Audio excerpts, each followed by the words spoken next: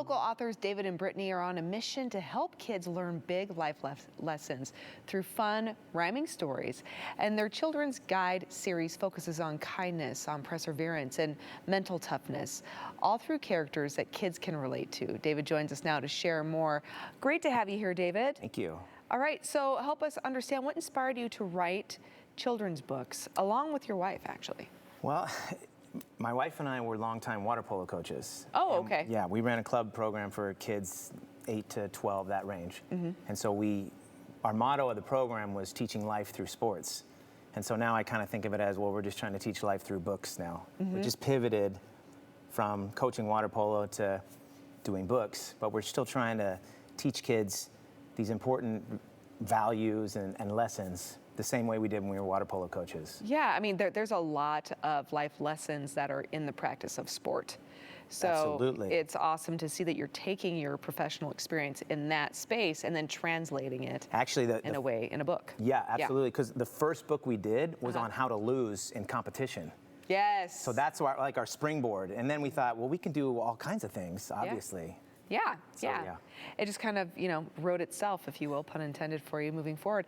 All right, so you had mentioned, though, your books, they tackle big topics. Why is that important, and why was that important for you to tackle those topics as a parent yourself?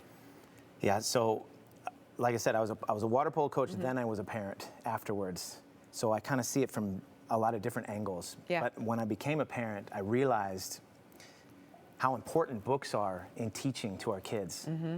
And talking about these things during reading time before they actually happen is so valuable. So that when, let's say your kid, says, I can't do something. Well, you've already read a book about how to overcome obstacles. Yeah. So you can talk about, well, remember that book we read where we overcome obstacles? And it's not something brand new. You've already discussed it. You already read about it. And that's the power of reading books. That's what I want to do for kids. I want to push those lessons in the bedroom, reading books before they happen. Yeah, absolutely. There are so many reports, and there's so much information that points to the importance of children reading, let alone having an opportunity to learn something like a life lesson through a book. So incredibly, incredibly important. I want to talk about one book in particular, Yes. Can't, Never, Could. It's the one right here in the front, in the center. Let's talk about the message behind that one. Okay, this one's special for me. This one I wrote for my parents. Oh. This is something they would say to me all the time when I was a kid. Can't, never could. So it's one of those things. I don't know if you ever had this. Yeah. Something that your parents said that sticks in your head throughout your Totally. whole life. Yeah. Yep. Okay. Yep. That's can't.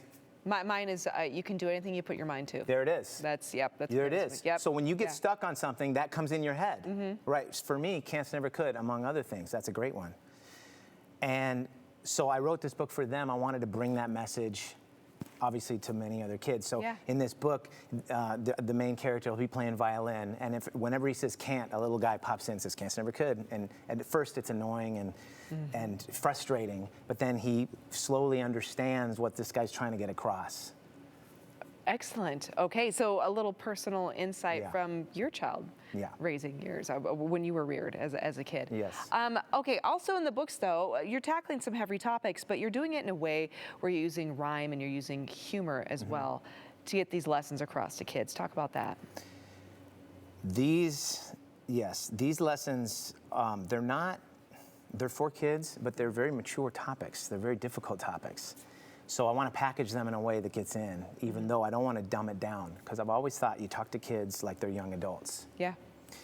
And I guess my inspiration would be Dr. Seuss in that way. It's so much fun, right? But when you read all the places you'll go, you learn so much, and the rhymes are so much fun that you want to read it over and over and over again. And that's really where the learning comes in, repetition, right? So if the book's not fun to read, you're not going to read it 2, 3, 4, 10, 15 times. You're not going to absorb what you're reading either. Exactly. Yeah. So that's what I want, and that's why, and I love rhymes. I don't know, Brittany and I used to write music together, so we like the music, the rhymes, the rhythm, all that stuff. Yes, yeah, and I was actually going to mention, it's easier to memorize something if you can do it in a cadence or a rhythm or a song, right? Yes. Turn a song into it. We've all probably heard that approach. So, a great idea to incorporate that into your book with those lessons.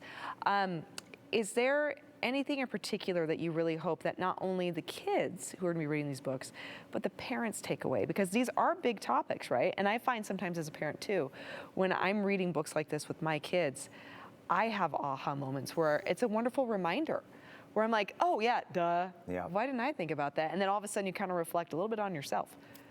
Absolutely. Yeah. It's humbling how many times that happens.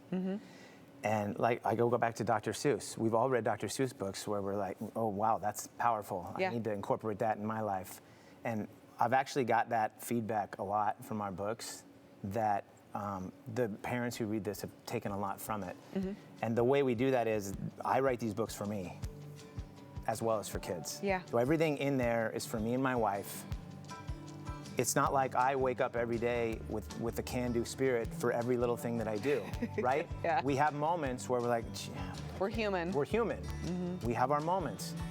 I have my moments. We did one on gratitude. Yeah. I have my moments where I'm not thankful. Yes. I'm writing this for me. How can I be thankful in a world full of... But how beautiful if we can instill this in children I know. early, right? I know. Yes, because then that practice becomes a part of living, and then it becomes more familiar down the road and more innate down the road. And Yeah. that's the time to do it. Yep.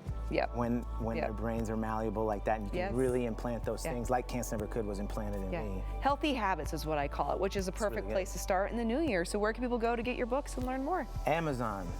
Nice and easy. Nice and easy. Amazon, and then you also have a website as Yes, well too, right? yes. That's on the screen. Awesome. Thank you so much, David. And tell Brittany thank you as well too. I will. All right, Thank you. everyone, stick around. More to come here on Idaho Today right after this.